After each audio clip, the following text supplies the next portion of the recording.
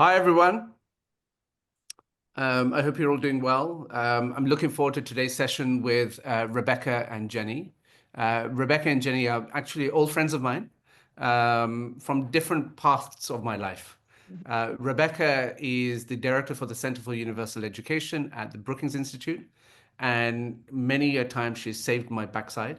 So I'm really glad to be returning a favor today. And Jenny and I have hung out in London. She resides in London. She's a journalist and has had a deep interest in education for quite some time.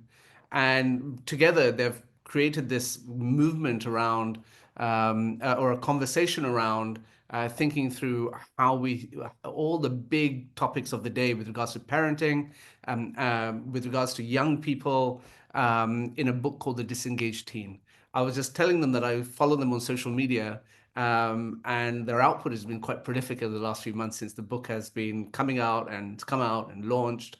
I think about things like, the highlights of Oprah Winfrey endorsing, the effort, doing a book launch in New York with Drew Barrymore, if I'm not mistaken, and such forth. And it's been so impressive the way that you've gone about actually telling the story that I think needs to be told, and actually bringing it to life.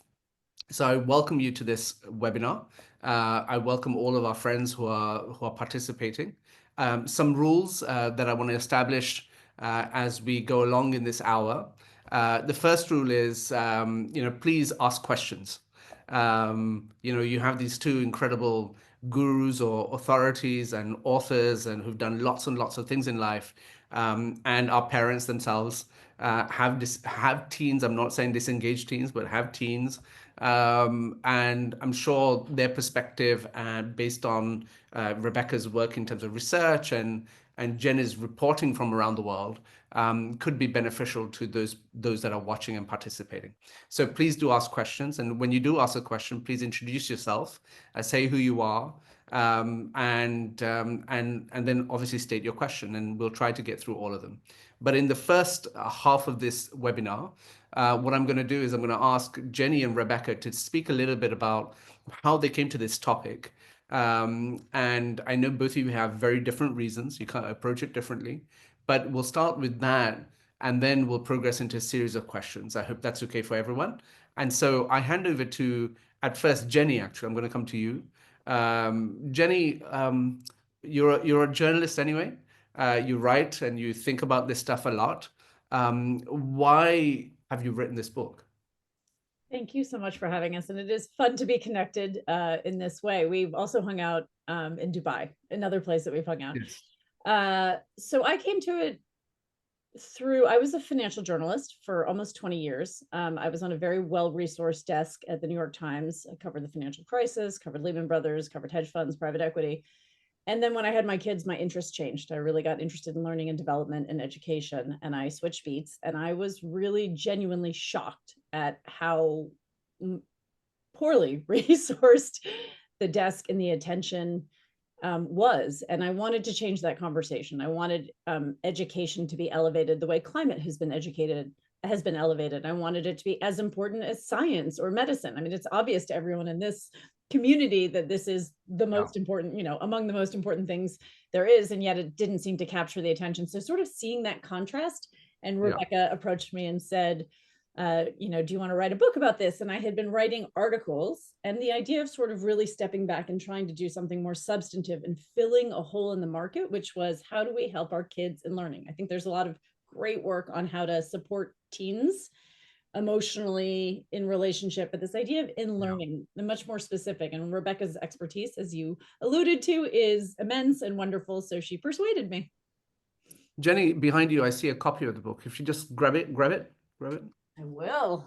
Show everyone. So this is available on Amazon, I believe. So please do order. It's a great resource for everyone who's here. Rebecca, before you talk, I'm just going to go through some of these comments and see who's here. So we have Jamila from Manila in the Philippines. You have Funto from Lagos. Khalid from Egypt. Hi, Khalid. Florencia from Argentina. It's a pretty global mix, right? Dominic, my friend Dominic from Salzburg Global. Angelita, Valdenise. Hi, Valdenise. Just saw you a few weeks ago. Obviously, Caro from our team. Macedonia, Hong Kong, Hounslow, which is in London. That's for Jenny. Sadia from Dubai, Cambridge, Vietnam, amazing. All the way from Australia. Is this the famous Louise Rogers?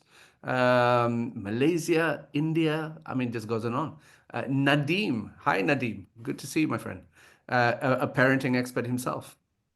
Um, and you go on like Indonesia, that's a new one. Jaspal, hi, Jaspal.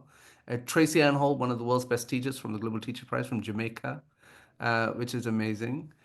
Great to see everyone. So, please do make sure that you put questions in the chat function as we go along. We'd love to hear from you and get your perspectives as well. Rebecca, over to you. Why did you write this book? So I wrote this book because I had a personal aha moment in parenting my own children. I have two boys, and in COVID, I was really worried about one when COVID hit, and in the US where I live, the schools shut down and we were doing learning from home, and schools went pass fail. Mm, And I was worried about one because my little one was just diagnosed with dyslexia and had really internalized that he was not capable of learning and had basically stopped trying because he couldn't keep up with his peers. And I thought, I'm going to have to spend a lot of time with him, and it's going to be a disaster. And I thought my older one, it'll be fine. Excuse me. He had always gotten straight A's, loved school, bopped out of bed, happy to go. And I ended up being very wrong. I couldn't, with all my education expertise, actually figure out which of my kids were deeply engaged in learning. Because mm, what happened was my older one, who I thought would be doing great, the minute school went pass fail and it went online and he didn't have other people around him, he lost all motivation. He stopped trying and he said, Mom, if it's not counted, doesn't matter. And I realized he actually wasn't engaged in learning new things and developing skills. He was just going after the good grades. And my little one blossomed. He was freed from keeping up with his peers. He caught up to grade levels by learning independently and using some great assistive technology. And I knew that engaging parents and having parents collaborate with teachers and schools made, because I'd done lots of research at the Brookings Institution on this, made schools 10 times better and made kids, educational experience so much better. And I thought, well, if let's help parents and teachers really start to see what it looks like to be engaged in learning, because it's actually hard to see. And I knew that storytelling had to be part of it. And so I did seek Jenny out because she was one of my favorite education journalists. And finally she relented. I had to be quite persistent. Thank you. We're also in the midst of education royalty, as far as I say it. And I don't mean you, Rebecca, this time. We also have Kiran Sethi and Gajendra Singh Rathore, who won our Amazing. festival prizes from India in subsequent years, which is quite amazing. Rebecca and Jenny, your book is called The Disengaged Teen. How do you define disengaged? Rebecca, do you want to take that one or you want me to jump in? Sure. So when we talk about disengagement, we are really looking at kids who have lost their love of learning. Hmm. That's actually probably the core. We have a technical definition because we did lots of research, which is that kids are disengaged emotionally. They don't find school interesting or relevant. They're disengaged cognitively, as in they're not doing deeper learning or self-regulated learning strategies, connecting what they're learning in one class with their life or other topics. They're disengaged agentically, which means they're very passive. They're not Mm. taking initiative. And then often that's enough to eventually have kids disengage behaviorally, which is they stop doing the work. They become class clowns, stop doing assignments, skip school. In many countries, we have big problems with absenteeism and kids not actually turning up. So that's what we mean by disengagement. And Jenny, in terms of like beyond the academic performance side of it, what impact do you think this disengagement has on learners? So there's a reason we called the book The Disengaged Teen, helping kids learn better, feel better, and live better. Because when kids are engaged, and this is, there's an incredible amount of research behind this. One person in particular, John Marshall Reeve, we highlighted a lot of his research in the book. But when kids are, as Rebecca said, cognitively, emotionally, behaviorally, and agentically engaged, they perform better, they feel better, and there's some pro-social benefits as well. And so I just want to focus on the feel better for 2 seconds, because I really think there is a misperception that, teenagers just don't love learning. That's kind of who they are and how they are. And there's been a sort of genre of the disaffected teen forever. There's a reason Ferris Bueller's Day Off was, a sort of classic hit movie, right? It just captures that teenage apathy. But learning science has come a long way since Ferris Bueller, and we know that how kids feel about their learning tremendously impacts how they perform in their learning and how they feel about themselves as learners. And I think the backdrop, to answer your question in a slightly circuitous way, is that we are in a teen mental health crisis, right? All around the world, we see a lot of helplessness, hopelessness, frustration, checking out, stressing out, all of these kind of quite negative emotions at a moment where there should be sort of exploration, investigating the world, testing the world, trying to figure out who you are and how you want to show up in the world. All the things that need to be happening don't seem to be happening. And part of that is you have to think that, you can have an impact in the world. And so I think this idea of really, people have blamed social media, and that's a conversation I hope we have, but I think it's more profound than social media. It is not all smartphones. How kids spend their days in school is affecting how they feel. And if we can both design learning experiences better and empower parents to really support kids in their learning, I think we can kind of supercharge and maybe turn around this moment and get more towards sort of hope and agency. And so, I mean, again, I'm aware of a lot of work with regards to student engagement and parental engagement as well. And you talked a little bit about turning, and inspiring students to become explorers, right? And approaching learning with curiosity and adventure. I know Kiran Sethi has a lot to say on this, but, can you tell us from your perspective and from your research, how we do this, how we turn them into these very curious young people?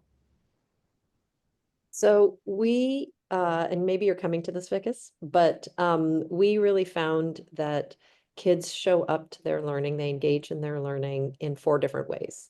Passenger mode, achiever mode, resistor mode, explorer mode. So Vickis, you're asking about explorer mode, and Kiran and many of the other people on this call all around the world, I'm sure, are working on explorer mode. Even though probably most of the education systems around the world reward achiever mode. But explore mode is where we want kids to spend most of their time, because it's where they love learning. It's where their curiosity meets their drive, and they really do become unstoppable. And as Jenny said, all the evidence shows when kids have more time in explore mode in school, they do achieve better, actually. They have better mental health, and I would say they're being prepared for a world of generative AI much better. So a core piece of your question is how do you get them into explore mode? A core piece is affording kids autonomy and agency. That is sort of a pillar of practice. And there's many ways to do that. Parents can help do more of that at home. You don't have to be in explore mode inside a classroom or even inside a school building. You can build explore muscles anywhere, as Kiran's program does with young people. And it could also be in the classroom. There's really good evidence around autonomy supportive teaching.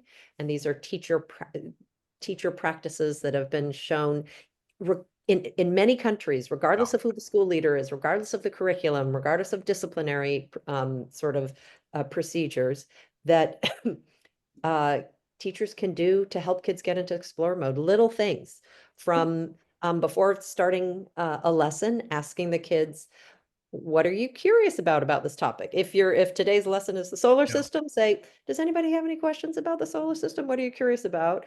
And starting your lesson there. It's a small tweak, but makes a big difference. And you add those small shifts in autonomy supportive teaching practices up, and kids can really blossom. Then you can also look at whole-scale sort of school redesign. There's things such as shifting school policies so that kids can get a lot more time doing hands-on learning, that they can apply their academic knowledge in real-world settings, whether it's through employers or community service or collectively solving problems together, as Design for Change does. And that is a whole effort, takes a lot more lift, Yeah. but is probably ultimately where we need to go as a sector. Thanks.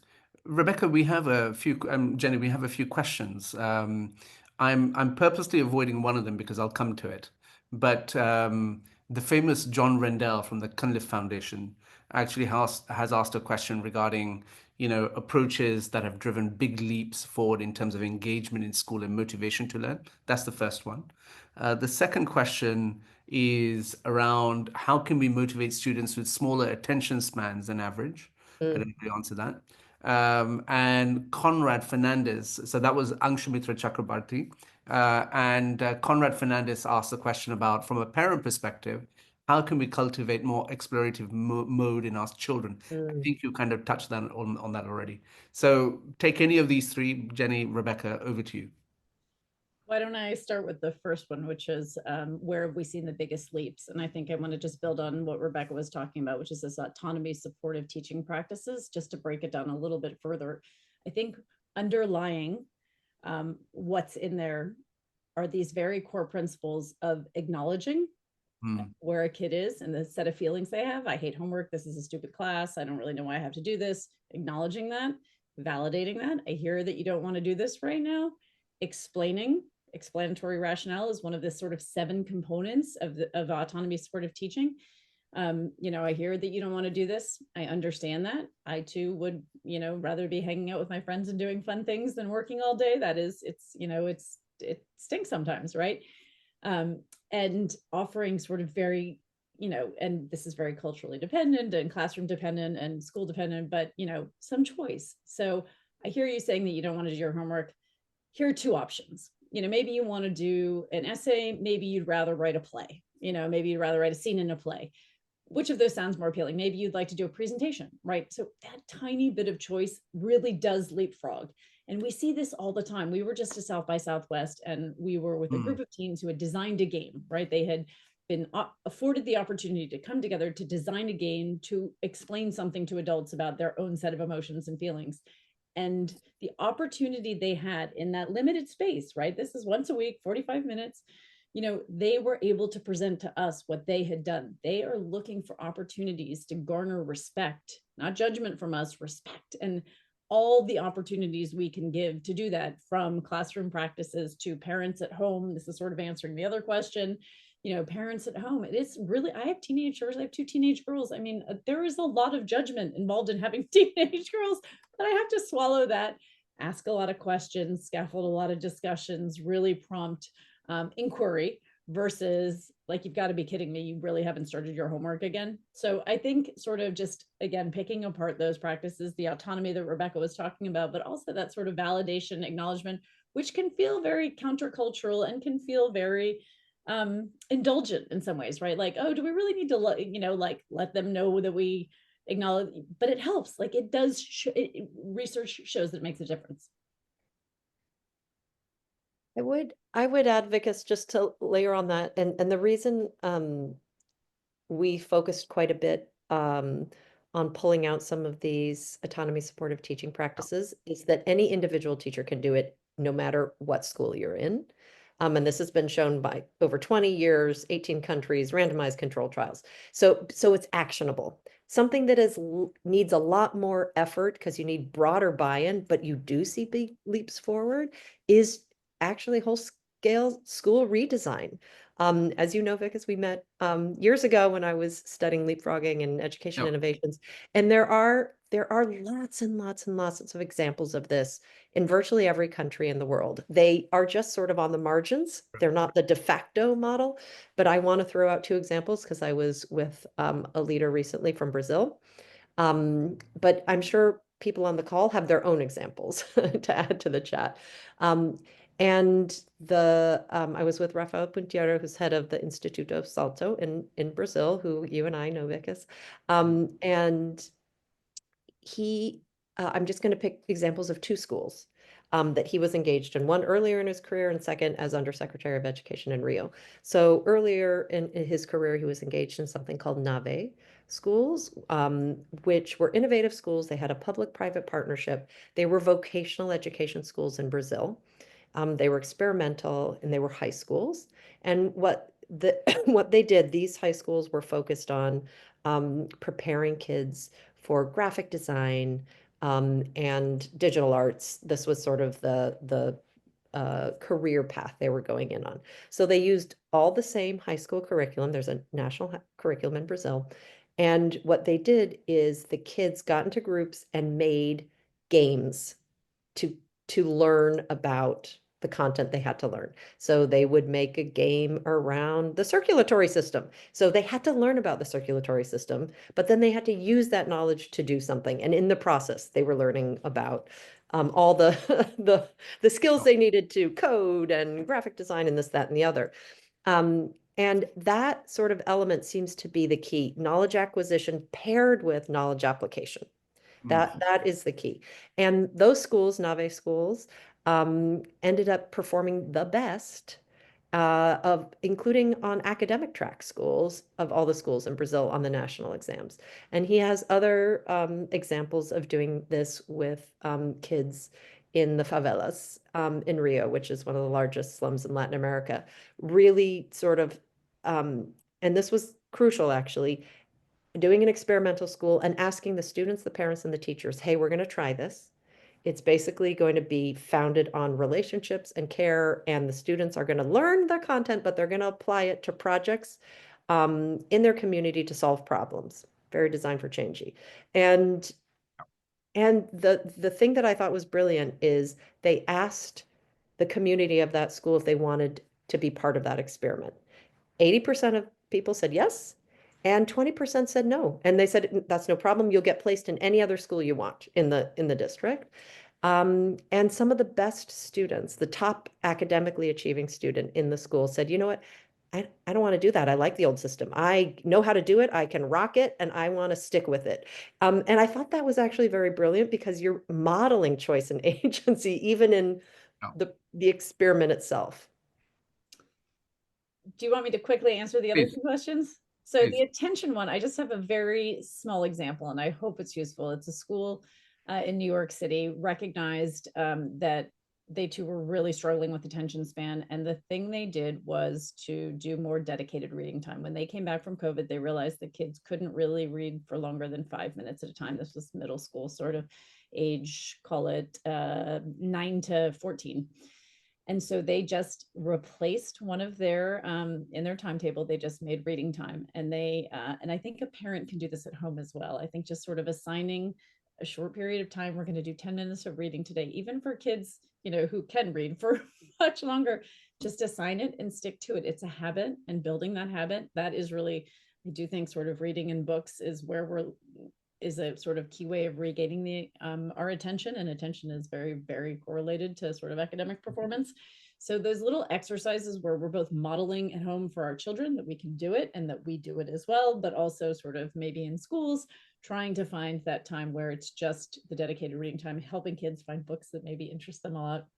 And then someone asked about parents, and we have talked a lot about sort of strategies from the classroom that can be used at home, but one we haven't touched on as much, and I just want to mention it, and then I'll let you get back to your questions, is discussion. We argue that discussion is to adolescents what cuddles are to infants, necessary for brain development. If you really think about a teen, they're becoming a thinker, right? And they need to the sort of equivalent of sort of stumbling and walking with a toddler and learning to talk is them learning to reason, right? And so we need to do that with them. So that is engaging with the content of what they're learning in school and bridging that between the real world. And we can use, ChatGPT to help us. Like, I don't know what photosynthesis has to do with, ask, find out, but that you're engaging with the conversation with your teen about the content is communicating to them that it's important, right? That it's worth conversation. You're reinforcing the learning. You're trying to help with the transfer and the application that Rebecca was just referring to. and you're just, investing in the relationship with them, because, when you say like, how was your day? You'll get fine. What'd you learn? Nothing. What'd you do? Nothing.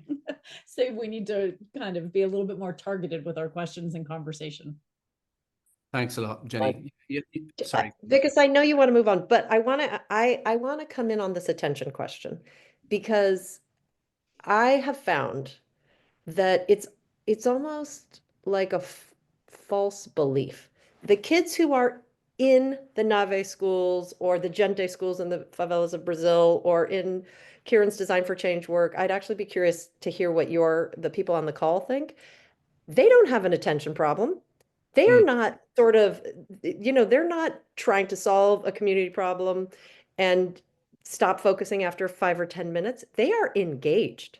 So I think part of the attention problem is that we're not serving up really engaging, meaningful, and important learning activities for kids.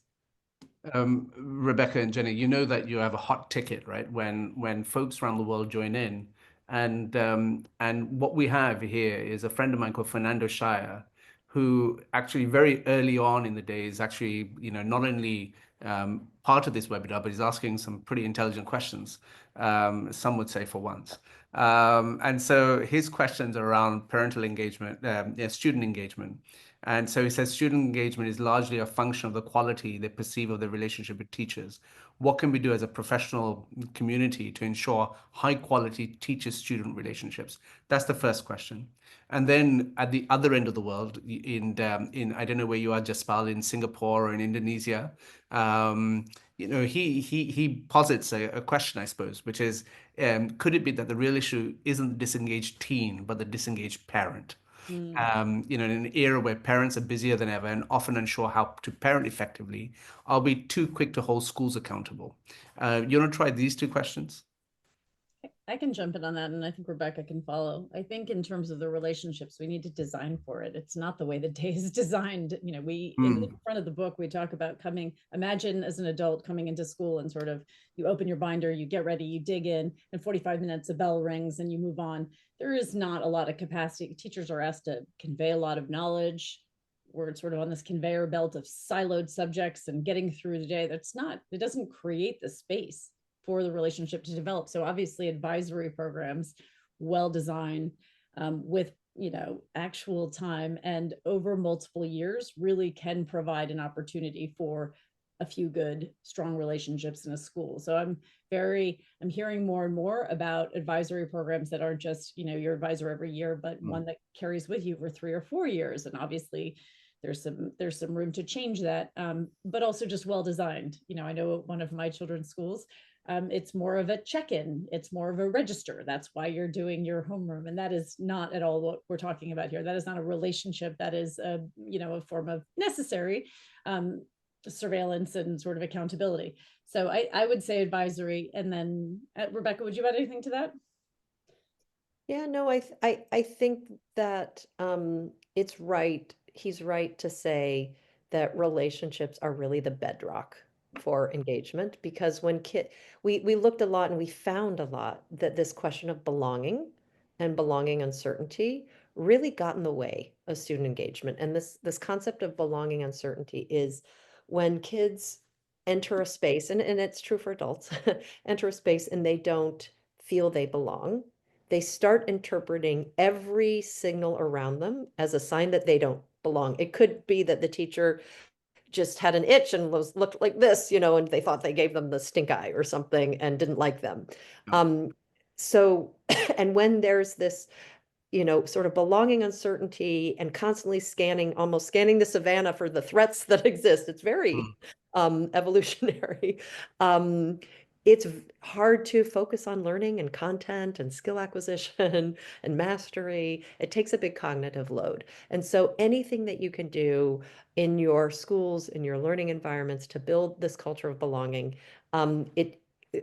teacher relationships, advisory is one really important way, but there's also lots of other things you can do around school climate. Plenty of people work on school climate.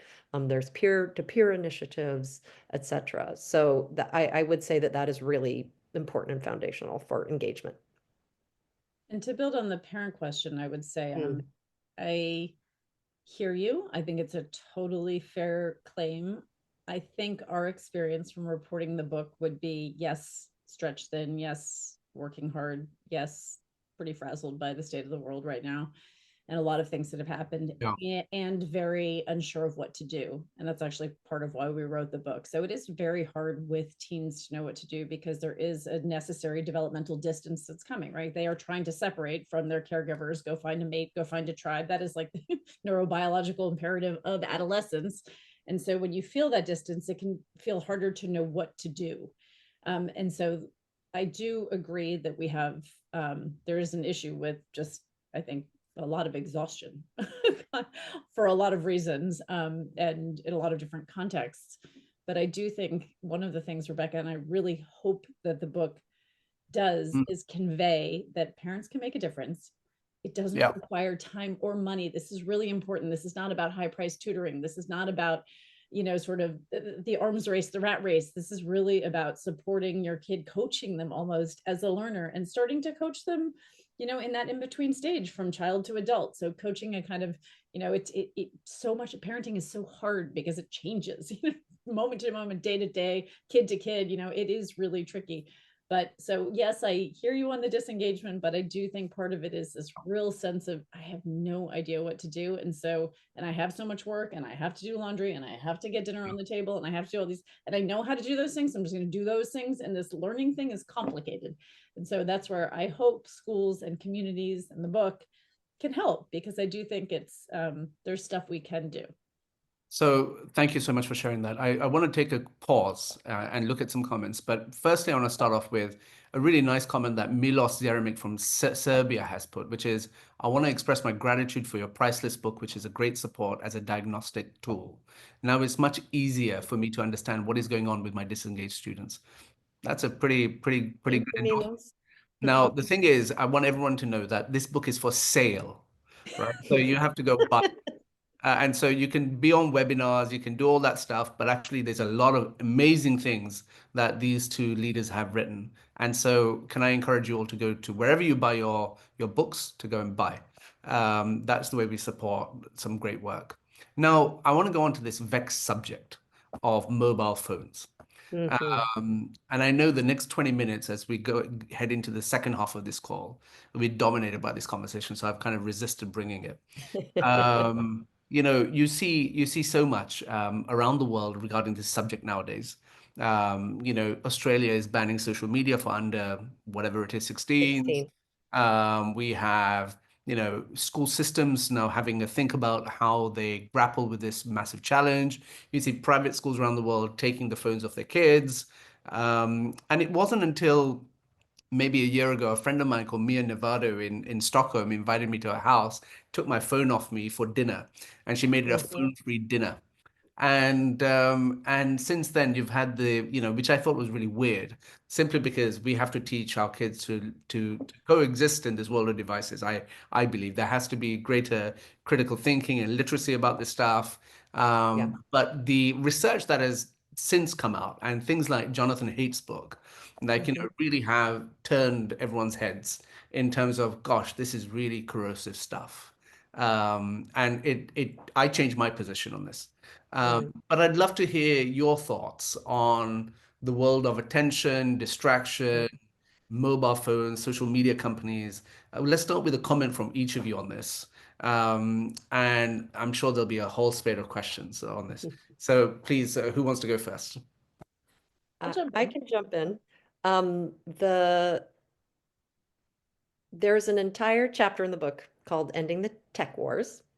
So I will send people there, but Jenny and I talked a lot about this, and I would say our take boils down to the following. Tech companies do not have your children's interests in mind. They have very, very different incentives. So they are designed to be addictive. That's how they make their money. So until that changes, we parents and kids are on the front lines.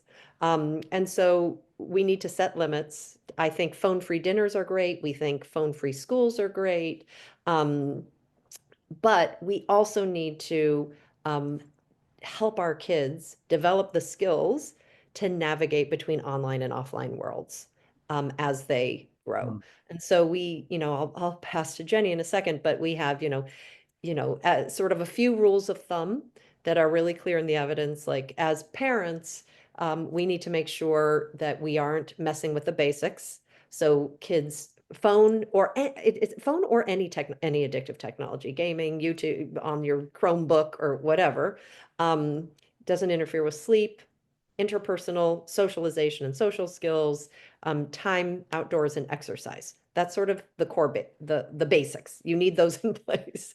And then after that, we have a lot of exercises that families and frankly teachers can do this in their classrooms with kids, that adults can do with kids, to really start learning about how they're using the technology, a bit of self-awareness, thinking about what is an algorithm, what is generative AI, etc. So I'll give just one example, then pass to Jenny. We'll have lots to add. So one of the things you can do is we call it sort of choosing time versus, oh God, what do we call it? Killing time. Killing time, where you can do this as a family or in your classrooms. We took this from a teacher who did this in their schools, in their classroom. You ask everyone to take up their phone. You look at the analytics. You ask everyone 3 questions, and adults have to do this too. So you say, how much time did you spend? Say what your analytics say on each app. 2, what did you do on that app? And 3, what did you learn or take away? Now, inevitably, people can do number 1. Oh, I did 3 hours of YouTube or TikTok. What did you do during that time? Kids have no idea because it's mindless scrolling. What did you learn? Not much. Now, occasionally you'll have kids who are creators. They are using social media to create games or to create movements, social movements, or they're trying to develop their own little films, and they're really being explorers online, actually. So that is a good thing, and we want to encourage that. So there is this sort of delicate balance, which is what makes technology so hard. Like in many ways, it's fabulous. Like I travel all around the world and I have Google Maps, and it's like I don't need to schlep a map. It's amazing. And I can use a car shows up in my hotel when I'm traveling through a click of a button. It's incredible. So like all of us have this, there's many good things about technology, and then there's many downsides, which makes it hard to get a handle over it. Jenny, what would you add? Well, I'm going to come in with 4 very quick, sharp points. Number 1, Jonathan Haidt has done us a service, and I think raising alarm bells and sort of really getting this movement, like, the energy into the movement of like, let's get a handle on this. Wonderful. I could not disagree more with his conclusion that the kids are damaged goods, that this generation is damaged, and like, let's do better for the next one. I think it's a pernicious message, and I don't think it's one we want to be telling our kids, and I think it's one that we should push back against, because I think, yes, it is tricky, and yes, we have the ability to get a hold of it, which leads me to my second point, which is, I think when we talk to parents, what's amazing is I think they're looking for permission to set the rules that they know are right. And so again, I'm shocked at the number of parents who do let their kids have cell phones or mobile phones in their rooms at night. So just no, like hard no. You pay the bill, you bought the phone, like no phones in bedrooms at night. Kids really need sleep for everything, to learn, to be able to function, to make good friendships, to it is just very, very fundamental. And we do know very conclusively that mobile phones get in the way of sleep. So that one seems, and out of schools, yes, I just want to reiterate this point. We are all for getting them out of classrooms. Learning is very hard. It requires attention and energy, and distractions are not useful. So there are a lot of politics around that, and I understand that, and I think it's tricky. I think we should keep pushing. I think out of schools is excellent. And then the last one, just one thing Rebecca didn't mention, which we highlight in this chapter, and I really think is helpful for both educators and for parents, is this idea of teens are really kind of, again, looking for opportunities to earn respect, to gain status. And instead of sort of shaming them and saying like, your brain is turning to mush, and I can't believe you're still on your phone, and how could you be looking at skin products at this hour, like, which is very hard not to do, because those are the thoughts that go through my head for sure. what we need to be doing is helping them understand that they are being used by tech companies. They are being monetized. They are the product. And when you tell it to them that way, and we have some data there, you know, it's a very obvious point to some of us. But like when you convince a teen that they are kind of being hoodwinked, like, okay, you can give 4 hours of your day to YouTube, just know that they're making money on that and you're losing ground. Like that really mobilizes them. And then you give them the opportunity to set their limits and have conversation. How much time, I mean, I say this to my kids all the time, we set limits on all the apps. How much time do you want to give to Mark Zuckerberg today? Like, because that's time you could be learning, it's time you could be with your friends, it's time you could be with your family. They're like, oh, I'd much rather give it to Mark Zuckerberg. But anyways, you know, that's, it is literally that clear. And if we can help articulate that for them, they are the product, they will mobilize themselves. And that's what you want, because that's where you're going to get some real, I mean, all these exercises I think are very good, but to build that agency with tech is hard because the products are addictive, but we can start that conversation. I want to ask those that are on this call, like, you know, I'll ask you a question. We'll do a live poll. So in the comment section, you either say yes or no. Okay. So everyone ready? Do you think mobile phones should be banned in schools? Let's start from that position. So Olivia says no. Olivia, say why though. I mean, Conrad says no. Most people are saying yes, though. Yeah, no, I know. I'm just trying Yeah, to I figure out definitely why hear people are some of saying no. that. Rachel from Uganda, if I'm not mistaken, says no. Fernando from Classrooms for Clever. school, Fernando says yes, but classrooms for schoolwork, no.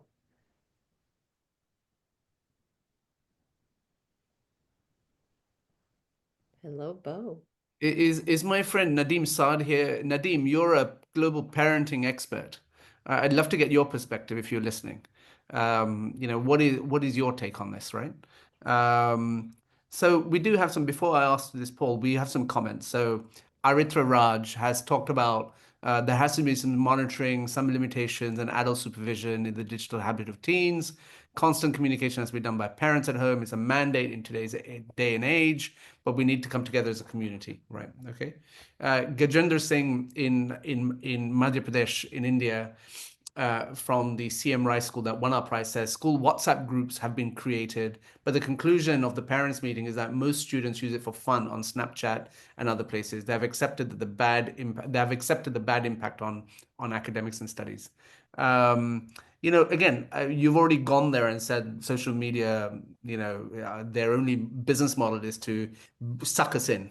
Like, you know, if there was a particular app that you think that is the devil in this situation, you know, which one would you say?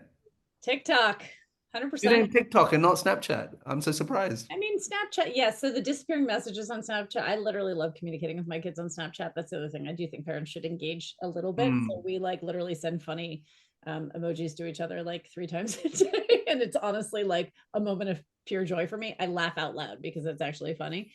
But yeah, I would be torn between Snapchat and TikTok. I think TikTok, the algorithm is so powerful. The video, like it is, and it is where I see, I'm very interested in the data behind this. It is where kids are putting more of their attention. So it's where I'm more scared, right? So for whatever reason, they're succeeding. And Snapchat does seem to be developmental. What I've noticed is by 16, 17, yeah, there seems to be a weaning off of Snapchat. And I do not see that with TikTok, and that scares me. And Rebecca? Well, I'm not sure about the Devil app, but I agree that TikTok is just hard to break out of. But you have Instagram, you have Snapchat, you have the thing that I worry deeply about is with Instagram is particularly the social comparisons research. And you know the research is really strong that social comparisons as kids are developing, it's hard enough in real life with your friends sitting next to you, whether I look right, am I smart enough, do I fit in? This whole question of belonging.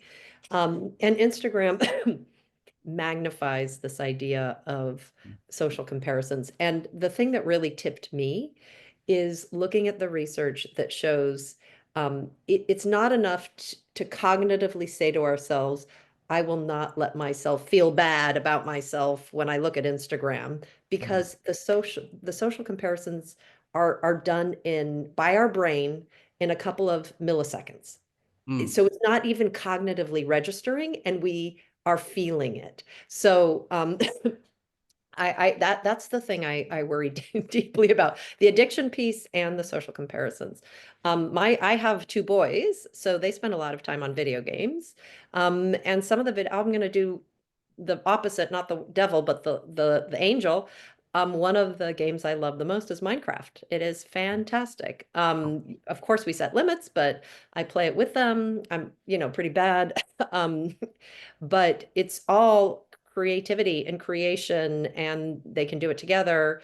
And oftentimes my kids aren't doing it together. They're just making their own things. And there's a lot of strategic thinking going on. I want to get an X, Y, and Z. I want to make a this. I need 7 of these and 5 of that. And I need to get, so it's not all bad.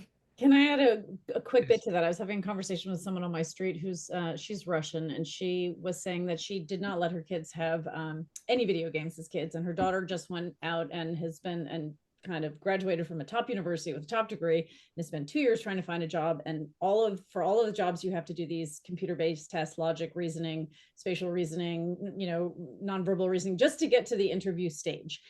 And she said, I feel so badly that I didn't let my daughter play video games, because a huge component is actually literally video game sort of abilities. And she's like, I think I hampered them. And it kind of came out of left field, but I was like, moderation, teaching agency, sort of back to where we started. But it was an interesting sort of tale to what Rebecca's talking about at the job end piece of it. So Nadim has written back saying, Nadim, by the way, is the CEO of the Happy Confident Company. They do a lot of social emotional learning kind of work in schools. Nadim says, I would ban them in schools, but will still have them for other useful purposes. He goes on to say it's about setting good rules and setting those rules with the children. But Jenny, this is the best one. Like, if someone wrote this to me ever, I would print it out and frame it in my house so that my wife could see it. Said, I agree with Jenny. Can you send that to my kids? Could Yeah, frame it and put it on the wall? They'd be Feel like, free to say, everyone feels I agree with Vikas would be a great thing. Thank you. Then what we have is Conrad talks about how parents are addicted to TikTok and is a contributing factor to being a disengaged parent. That also is an interesting perspective. My friend Lena actually is in Europe at the moment, a very established child psychologist. And she says, and she's being vulnerable here, which is I also see a lot of teen participation in challenges proposed on TikTok. I have a patient, 12 years old, who did self-harm as a result of these challenges. Okay. So I think it is about educating children on safety of the content. Yeah. And parents. I mean, I think this is a really, Lena brings up like every parent's nightmare, right? Like that your kid is going to be sucked in, influenced, shaped, persuaded to do things, to believe things that are really harmful to themselves. And a lot of kids are. That example is not a standalone. And so I think that gets to the time limits, but I totally think it's true. And I think Nadim, you passed over something that's really crucial and that we talk about in the book, but I want to highlight what Nadim said, setting the rules with the kids. Have like schools, teachers, parents, families, having those conversations about why you're setting the rules. And I think Lena's totally right. It has to be about also what is online. And what I tell my boys, and I've been telling them for years and years and years, is look, I wouldn't let you go wandering around a really dangerous neighborhood in the city we live in at 2 a.m. or 10 p.m. at night. And it's the same thing online. I'm not going to let you wander around in a dangerous online neighborhood. And they do exist. And these are the types of things to look out for, etc. I do love, just to build on that, I love Jonathan Haidt's line that we've overprotected kids in the real world and underprotected them online. And I think that's true. And I would also just add one point, Ron Dahl, who's a developmental psychologist who we cite in the book and whose work we really admire. When he talks about, he wrote a big piece in Nature, sort of framing adolescence.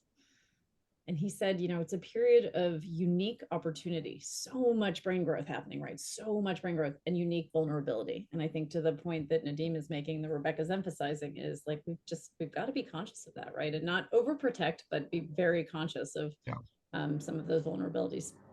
Maybe you understand this question better than me, so I'm going to just read it. So Rodrigo, who Marquez from northern Brazil, talks about, can you ask the question, can you elaborate between better in this matter of choosing time versus killing time? Mhm. I think that's a pretty interesting question. What do you have to say about that? Do you want me to Jenny, try? do you want to go? Sure. So I think the idea is, and have a child look at where they're spending their time. So if I went into I'll just use my daughter as an example. She gets 45 minutes on TikTok, 15 minutes on Instagram, and half an hour on Snapchat. Those are sort of her limits. So we know that that's how much time. Yeah. If I say to her, oh gosh, so an hour on TikTok, what'd you do? And she cannot remember.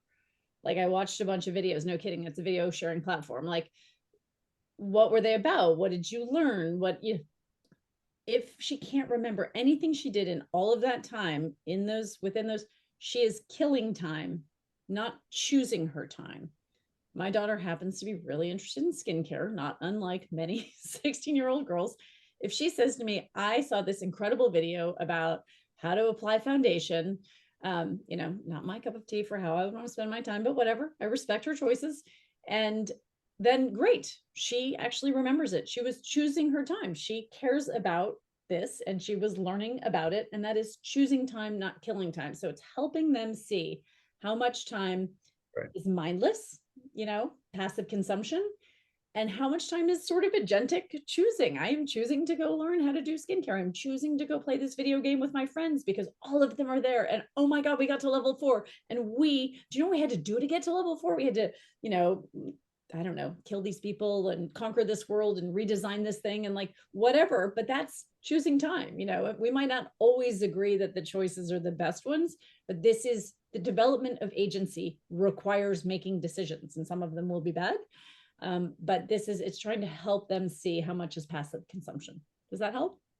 Thank you. Rebecca, I know that, and of course, for everyone should know that you're a global authority when it comes to education. And I want to share that you're actually at another conference in Canada today, and you have a speaking slot in literally 5 minutes that you have to get to. So I'm going to ask you one final question, which is, what is your message of hope for largely those people that are here who are education leaders when it comes to disengaged teens?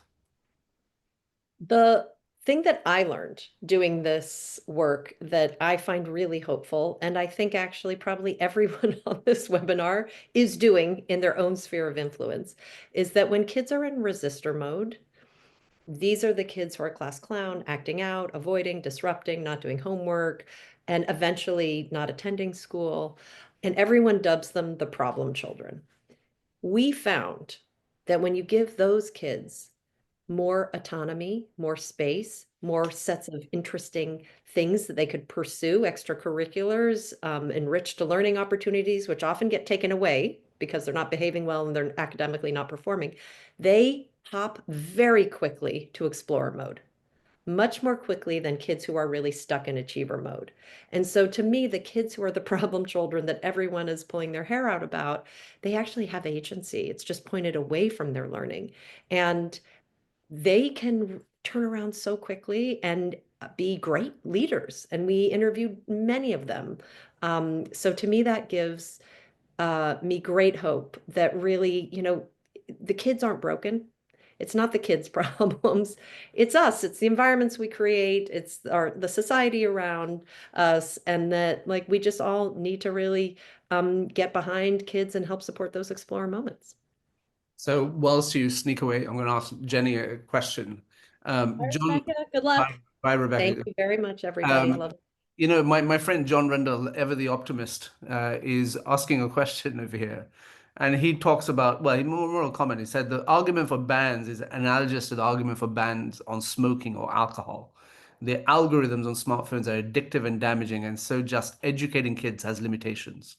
Do you have a comment on that?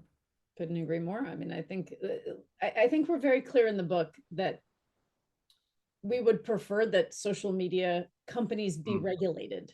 That should happen, and it should have happened a long time ago. It hasn't happened, and we can't wait for it to happen because we have kids in the system with phones today. Yeah. And so I think the problem is 100% it shouldn't be on us to exercise, sort of wonderful self-control in the face of these incredibly powerful algorithms and multi-trillion-dollar companies. Like, it's not fair, right? It's not a great system. It's a rigged system, and it's the system we're in. So we got to do what we can with the tools we have and the moments we're having. So I think the bans that we support are in school. I personally do not think banning at home makes sense. But I do think, just to sort of frame it, that we do sort of live in this moment of kind of endemic narcissism. And so helping kids build the tools to get out of themselves and their social media worlds and into the world, making authentic contributions and learning well, I think will help with both the mental health consequences of this, and it just gives them a reason to not want to be on their phones, right? Part of this, we say in the book very clearly, tech isn't the original engagement problem. Kids have been disengaged from learning way longer than smartphones have been around. However, it has exacerbated it hugely because the temptation and the distraction is so profound, right? So let's do better on both fronts, setting limits, helping kids develop some agency, but also really, again, and this is the work of this community, and I know that you're all doing this in spades, but creating those like genuine learning opportunities that get kids into explorer mode, and then they're not going to want to be on their phones as much. Jenny, final question before we conclude. I want to get an insight as to what it is to be Jenny and Rebecca when you've launched this book. You've been. I love your social media, like I said at the beginning, and like, what's it been like being out there promoting your book and promoting these thoughts, and what kind of receptivity has there been? And like, the final part B of this question is like, if someone wanted to go down this path of writing a book. Because there's a lot of education leaders that have so much incredible experience. What would be your advice to them? Might be a little soon to be asking me that question. Run the other way is kind of my advice. No, that's not really my advice. So what has it been like? It's been amazing, exciting, like super cool meeting Gail King and Drew Barrymore, but genuinely, and I know this sounds like very cliche, like the most powerful moments are like Carrie Rodriguez, who's the head of the National Teachers Union, was like, I literally started parenting differently. I am making space for my kids' interests. I am making space for better discussions. I am holding back on the judgment. I am doing things differently, and I am noticing a profound difference. And like that, I tell you, is like mind-boggling, right? Like that is exactly the impact you want to have, because I really do think parenting is like the hardest thing in the world and the most important job in the world. And it's, I think we could all use help, like from each other and books and online, whatever. And so just anything we can do to contribute to that. But yes, it has been super fun meeting famous people and getting on TV and all of that. That has been fabulous. I'm not going to lie. Advice on writing a book, it's really hard. I've written 2 books. They both took longer than I thought. They were both harder than I thought. And I'm profoundly happy that I did it. So I don't know how to answer that question. If you think you have something to say, try. I guess here's the most concrete example I can give. And this is a lot of editors have given this to me. If you think you have a book in you, see if you have an article, because oftentimes a book is an article. So write the article and try to get that article out into the world. And if there's a book, an agent will see that, a publisher will see that, someone will see that, or you can go take that article into the world. But what's the essence of the thing you want? What's the conversation you're reframing? What's your new idea for the world? What is your reinforcement of an old idea? Like, it's not that, but put it in an article. And then if it resonates, then maybe there's a book there. Well, thank you so much for your time today, Jenny, and Rebecca, who's left. We host, the T4 community hosts the World School Summit in November in Abu Dhabi this year. And we'd love for yourself and Rebecca to join us. Please look out for an invitation.